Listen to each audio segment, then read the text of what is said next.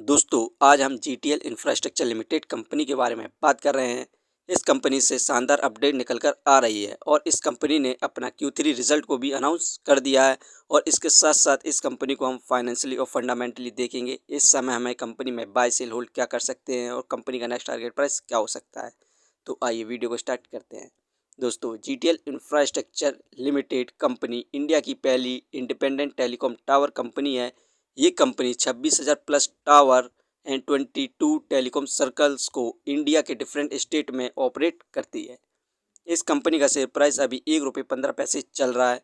आज के दिन इस कंपनी में हमें 2.68% के रिटर्न्स देखने को मिल रहे हैं, जो कि पॉजिटिव रिटर्न्स हैं। 6 महीने में हमें ज़बरदस्त गिरावट देखने को मिली 24.84% की। 6 महीने पहले इस कंपनी का शेयर प्राइस ₹1.53 था। दोस्तों हमें कुछ महीनों से भारत की मार्केट और शेयरों में गिरावट देखने को मिल रही थी, क्योंकि यूएस और भारत के बीच में टैरिफ को लेकर कोई भी बातचीत नहीं हो रही थी। लेकिन इस समय यूएस और भारत के बीच में टैरिफ को लेकर बड़ी डील हो चुकी है। यूएस भारत के ऊपर 50% की जगह पर मात्र 18% का ही टैरिफ लगाएगा उसके गुड्स पर, और इससे हमें इंडियन इकोनॉमी और भारत की स्टॉक मार्केट में ज़बरदस्त तेज़ी देखने को मिल सकती है। फ्रेंड्स इस कंपनी से जितनी भी अपडेट निकल कर आ रही हैं उन सभी को हम देखते हैं। यहाँ पर जीटीएल इंफ्रास्ट्रक्चर लिमिटेड कंपनी ने वन टाइम सेटलमेंट में कनाडा बैंक का सभी कर्ज को चुका दिया है, जिसके बाद कनाडा बैंक ने जितने भी केस लगाए थे इस कंपनी के अंदर वो सभी को वापस ले लेगी। तो हमें फ्यूचर में ज़बरदस्त तेज़ी देखने को मिल सकती है। इस कंपनी के Q2 रिजल्ट के परफॉर्मेंस की बात करें तो नेट सेल 356 करोड़ हुई थी। इंक्रीमेंट देखने को मिला था 5.98% का। पिछले साल नेट सेल 336 करोड़ हुई थी। नेट लॉस 133 करोड़ रहा। इंक्रीमेंट देखने को मिला 9.61% का, क्योंकि पिछले साल इस कंपनी का नेट लॉस 214 करोड़ था। इस कंपनी ने अपने लॉस में सुधार किया था, कम लॉस हुआ था। अब इस कंपनी ने अपने Q3 रिजल्ट की डेट को अनाउंस कर दिया है, जो कि 10 फरवरी है।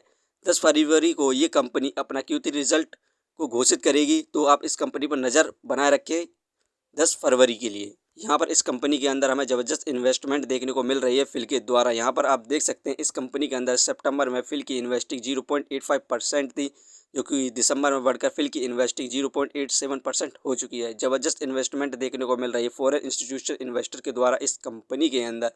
इस कंपनी को हम फाइनेंशियली देखें क्वार्टरली बेसिस पर तो सितंबर में 214 करोड़ का लॉस हुआ, दिसंबर में 210 करोड़ का लॉस हुआ, इंक्रीज़ हुआ मार्च में 249 करोड़ रहा, जून में कम हुआ 232 करोड़ हुआ, सितंबर में अपने लॉस को कम किया 153 करोड़ हुआ। अब 10 फरवरी के इस कंपनी का Q3 रिजल्ट आता है, उसमें यदि ये कंपनी प्रॉफिट गेन करती है, अपने लॉस को कम करती है, तो इस कंपनी में हमें ज़बरदस्त तेज़ी देखने को मिल सकती है। इसे हम फंडामेंटली देखें तो मार्केट कैपिटलाइजेशन 1447 करोड़, जो कि बहुत बढ़िया है इसके प्राइस के हिसाब से। डेप्थ ऑफ इक्विटी -0.54 नेगेटिव में चल रहा है।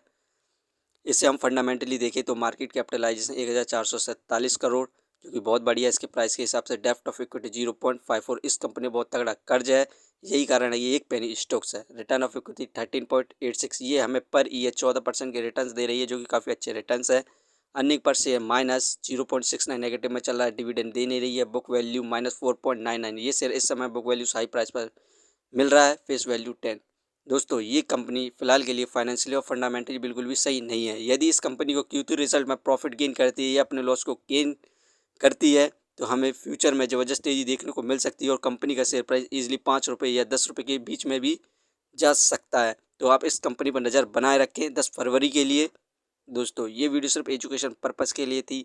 यदि आप किसी भी कंपनी या स्टॉक्स पर इन्वेस्ट करते हैं तो एक बार अपने फाइनेंशियर्स और एक्सपर्ट की सलाह जरूर लें। यदि कंपनी के बारे में जानकारी सही लगी हो तो अपने चैनल को सब्सक्राइब करें, जिसका नाम है स्टॉक एनालिसिस। धन्यवाद।